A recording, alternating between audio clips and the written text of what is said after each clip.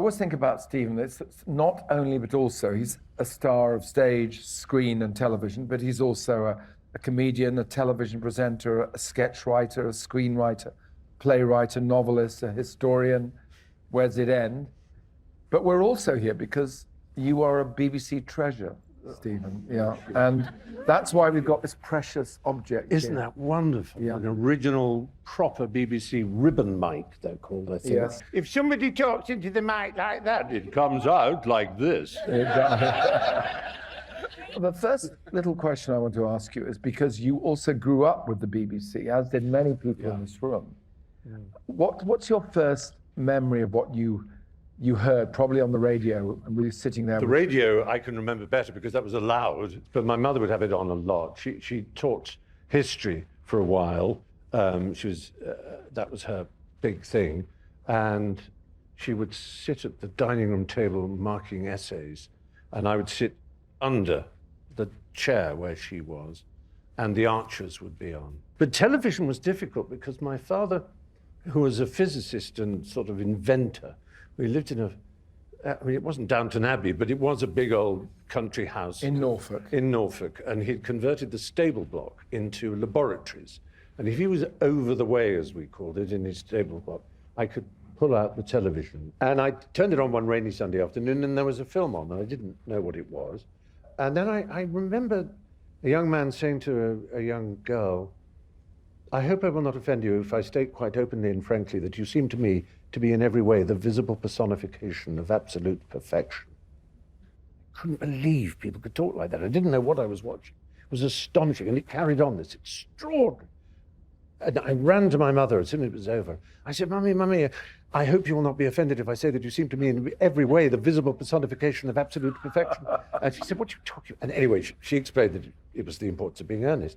And I ran to the library. I say I ran to the library. I waited till the appropriate Thursday when a mobile library came to two lanes that met a couple of miles from the house. And there was a lovely, fluffy old lady with powdery cheeks and a chain on, on her spectacles. What can I do for you, my dear? And I said, "Do you have The Importance of Being Earnest by Oscar Wilde?"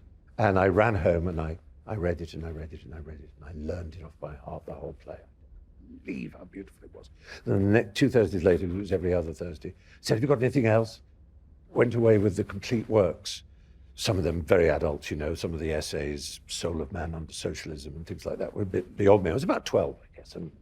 But I read it and I loved it. Went back the next available Thursday, said, "Have you got anything else?" She said, "Well, you've got the complete works, there isn't anything else."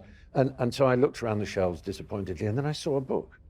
It said, "The Trials of Oscar Wilde." I thought, wow, it's exciting. So I took it out and I started to read about this extraordinary man, this circle around him. It was all started beautifully, it's this little thing. And then suddenly this terror, this awful, awful, awful arrest, punishment. And I knew that what he was in prison for, his nature, as he called it, was my nature too. So it was a terrible shock. It was a realization that my life would be one of exile and shame and disappointment and secrecy and hiding away. And it was an awful thought. You had a pretty poor record at school in the early days. Oh, God, yes. Yeah. I mean, I was a deeply troubled, tormented teenager.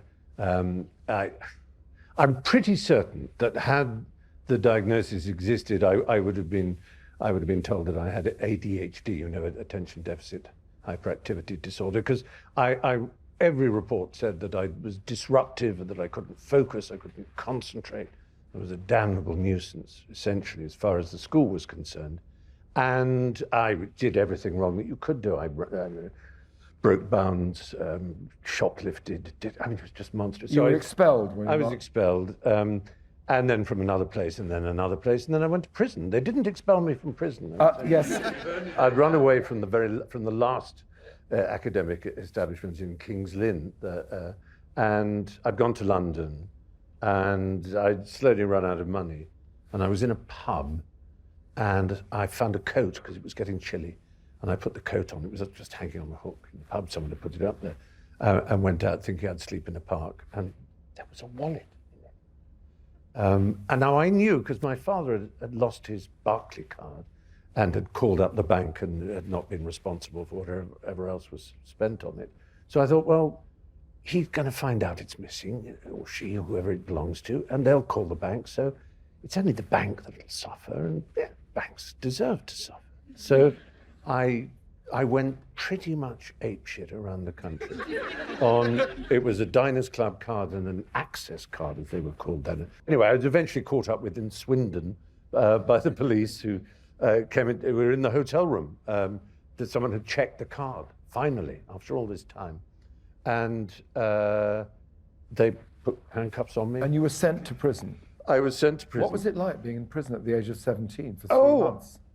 I was sent to a boarding school when I was 7. It was a breeze. I know that sounds frivolous, but it's actually true. For me, it was a breeze. I had this image in my head where I cast myself as lying on the flagstones with the shadows of the prison bars athwart my back, and some straw and maybe a rat crawling over me. And that's when I swore that thus far and no farther. I can't do this anymore.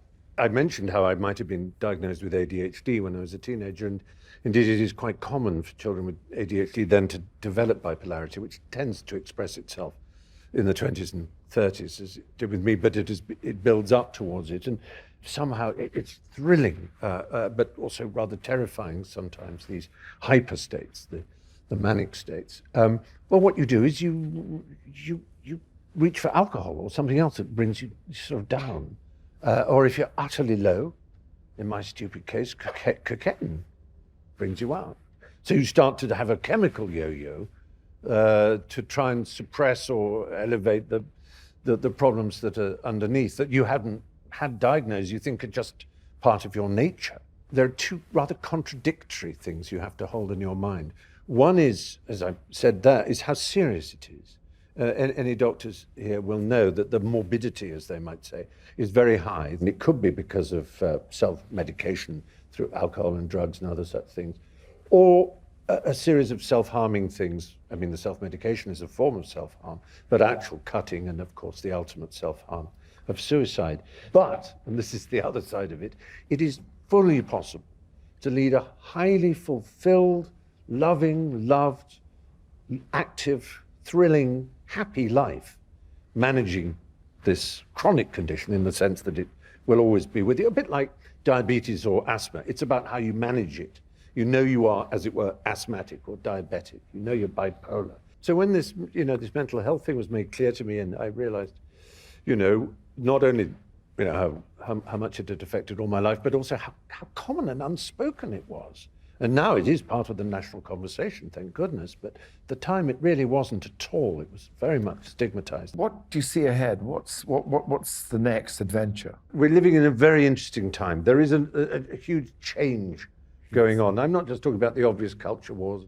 I mean, the things I've known about and valued and understood as being at the center of our culture, if you like, the great tradition, as it used to be called, of particular kinds of writer, particular kinds of music, particular kinds of movies even. I'm fully aware that I've got lots of godchildren, 13 of them. And if I say to them, Preston Sturgis, they just stare at me as if I'm mad, the great Hollywood director, for example. And I accept that for some reason they're not interested in the golden age of Hollywood, which I passionately adore. They're not interested in, I understand they're not going to be interested in the music of Richard Wagner and all that sort of thing, because very few people are. And, actually, it's not true. A lot of people. I hope it's not going to be quite as bad as that. No, but what I mean is I'm aware that, that new things are exciting people, new ways of expressing and of appreciating all the arts, and that I'm not across them, as you might say. They're not something I can contribute to. I can listen and learn, but that's not, and that's as it should be, We shall see.